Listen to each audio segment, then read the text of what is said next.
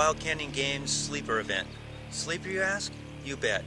This is a 5-hour race of up and down the mountain as many times as you can to get as many caches as possible. This is going to kick some of your butts. Let me give you a little bit of history. We've got a grid of 70 square miles and 350 caches for you to try to get. And in the past, teams have gone out and in just 4 hours they've been able to collect as many as 15 caches. So we'll see what you can do this year. I want to introduce you to some team members that have been working on the Wild Canyon Games event with me to create the world-class event that this is. Not only is it a world-class event, this is the largest grid in the world. So I'm going to tell you some of the things that you're going to be covering here that my team members will cover. Geocache types and what to do with them, GPS types, capacities and use, terrain and personal preparation, safety and awareness, rules and scoring. Take it away, team. Hi, my name is Paul. I'm known as Pablo Mac on Geocaching.com. I'm going to show you some of the containers we're using out here at Wild Canyon Games and then how those containers are typically hidden around here. This is an old style container. Looks like some kind of a plastic peanut butter jar. Of course, you just unscrew the lid. And inside the lid will be the code that you need for the cache that you're finding. Again, we're phasing these out though. This is the new style. Nice PVC, nice camo paint job, a lot more durable out there in the sun and the weather. You just grab both ends and give it a twist, and one end will twist off, of course, and inside the lid of this will be your code for this cache. Put it back together just like so. Next, I'll show you how these are hidden out here. You might find a container as easy to find as this. One of the important things is, once you find a cache container, is to always put it back just the way you found it. Kind of resist the temptation to hide it better than you found it. That goes for the games and for real life geocaching in general. Some caches are more difficult to find than others, but when you do find it, try to take a mental note of how it's hidden.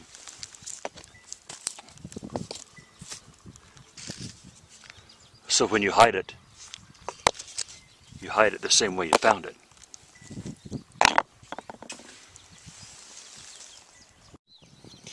The sun does play havoc on cache containers, so we try to put them on the north side of rock faces, trees, etc., etc.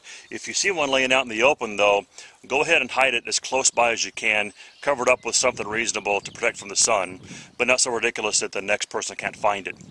Of course, always be careful where you're sticking your hands. And also, please make sure you hide it the same way you found it. Thanks. Hi, my name's Pete. If you haven't selected a GPS device for your team, you're going to need to get cracking. Time's running out and you're going to want to learn how to use your device before you get out here. Just loading the coordinates on and showing up isn't going to be enough. You're going to want to know how to load coordinates on manually in the field, because not all of the quick geocaches are going to be loaded from the site. There are geocaches where you're going to be going from cache to cache and have to enter coordinates manually. So entering coordinates, knowing what the screens mean, going from screen to screen. You're going to want to have a GPS that has topo maps on it, not just street maps, or at the very least have a very good topo map with you and know how to use it with your GPS device. Now, GPSs can cost everywhere from $100 to $500. A $100 GPS will get you there, but make sure it has the features that you need and you're comfortable with. Some people are even using iPhones now, but make sure that the maps are loaded before you come out here, because there's not going to be internet service out here at the ranch. And so you'll want to look at the set of coordinates and load up a set of maps. There's all kinds of software out there that'll do that for you. I'm not going to get into that. I'll let you do your own research. But the iPhone is a really good piece of equipment for doing geocaching. You just got to make sure you're prepared. Also, it's not a bad idea to have a good battery backup, because in 5 hours of geocaching, that battery can die. I actually had mine die out here today placing caches.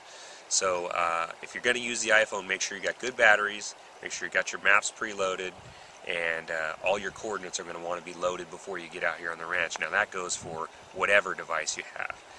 Now the GPS devices that you're purchasing, in addition to all the features that you're going to want to look at, like maps, digital compass, altimeter, color screens, and cameras built in GPSs, you're going to want to just make sure you got a cable, because not all of them come with a cable, and you want to load your coordinates onto your GPS unit as soon as you can, so you can start studying the terrain and picking out what geocaches that you're going to go for.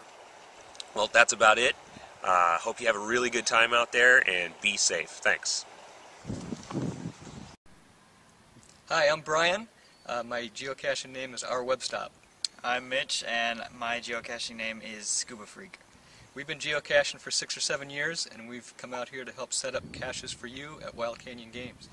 The terrain out here is beautiful, but there are some issues that you need to pay attention to for safety. We're going to go over some of those with you right now. Alright, you're going to want to be careful around steep cliffs. The rocks are very fragile. Falling rocks are a danger. You want to be careful about that. If there's people up above you looking for something, they might start kicking stuff down. So helmets aren't a bad idea. There is some wildlife out here that you should be aware of. You can get into ticks down by the water, especially in tall grass. Make sure you check yourself for that afterwards. Just feel around under your ears, around the back of your head and in your scalp. Maybe have a partner help you look. Ticks aren't a problem if you get them out. If you have troubles getting them out, go see the medical center and they'll help you. Other things we've seen here are scorpions. Typically they're under rocks. I don't see why you'd need to be looking under rocks.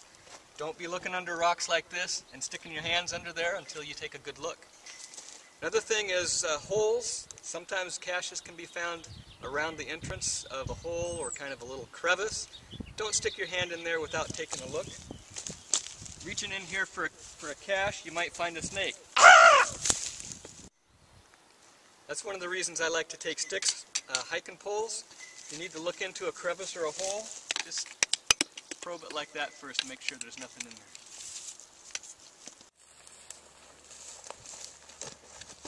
Ah! God! No. God. Ow, ow, ow. God. Ah. What do I do now? We got to get out of here. Yeah. Is it sticking out? Don't touch it! No! God! We better deploy the emergency marker. Okay. Each team will get an emergency marker as part of the kit to take out with them. The emergency signals have a black side and a white side. We want you to put the white side up, just roll it out, anchor the ends with rocks, and you might put a rock in the middle.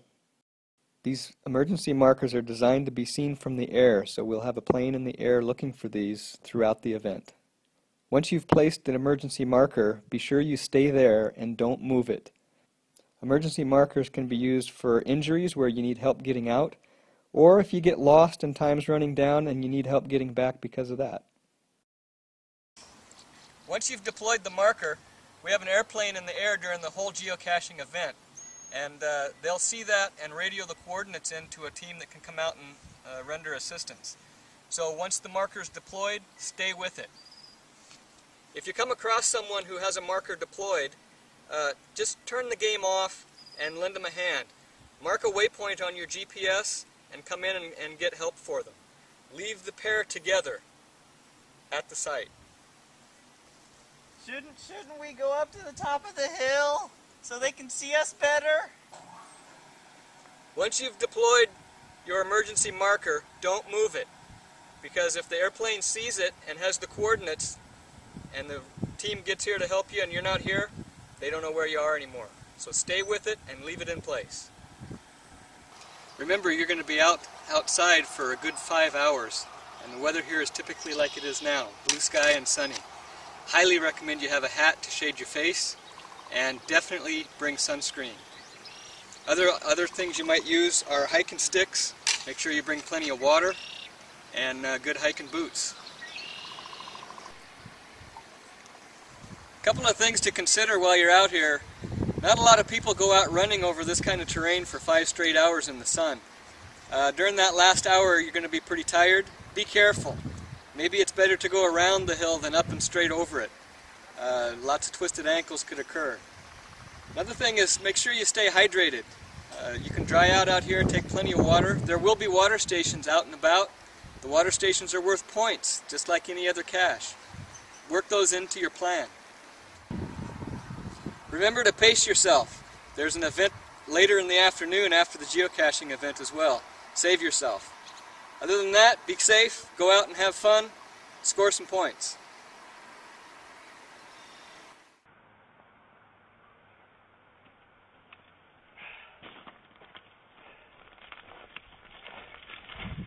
Howdy. My name's Chris. Been working with Wild Canyon Games for a bit. Here's some of the terrain you'll see on your geocaching adventure. Let's go.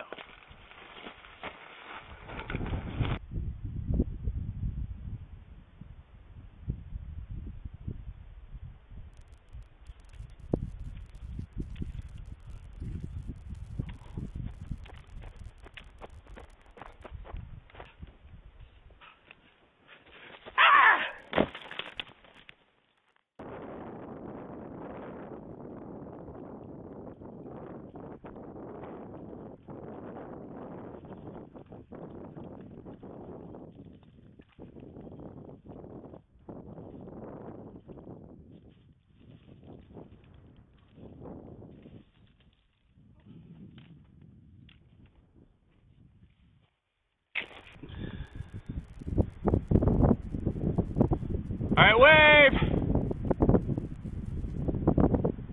Good job.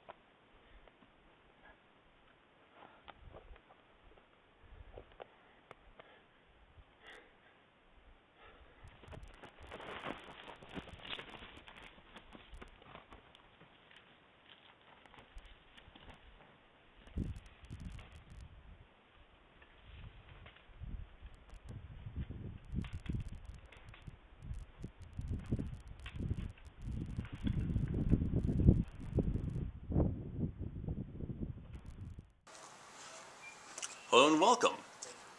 Here's what we normally carry in our backpacks here at Wild Canyon Games. You'll notice that they're mainly the hydration packs. They're lightweight, easy to use. They have open spot for a water bladder, which gives you plenty of liquids to drink during your trek. You can also carry regular water. There will be water stations out in the field. This will help you along your way. You'll have your GPS. Make sure before you head out that you have enough battery power, and if it is a GPS powered by batteries, make sure you bring extras. Thirdly, we have a safety blanket. They're generally about $1. They're not very heavy. They will be used in emergency situations. They'll help keep heat into your body if you need it. Whistles. Well, I got 3 here. 2 of them have compasses within them, but they're good for signaling when you are in trouble. They all make about the same noise. Flashlights. Well, there's many different kinds of flashlights out there. Big, bulky ones, or headlamps. You want to be carrying at least one or two. Knives. Well, a couple of lightweight knives will be your best friend out there. We got a carabiner type of knife. We've got a regular lightweight knife here. Lightweight gloves. Now these will help you when you're climbing out those rocks out there. They don't weigh that much and they'll keep your skin on your hands. Heat source. Now if you're out there and an emergency comes, it's always good to have either waterproof matches or an ignition source. So be able to cut some of that and make yourself a flame. Ace bandage. This can be used to wrap up injured arms, injured legs. 101 uses, about a couple of ounces. Survival kit. Now these have many different options within them, but some of the best survival kits have just the simple basics. A candle, an extra flashlight, some band-aids, a whistle, extra batteries, and a multi-tool, all within a waterproof case.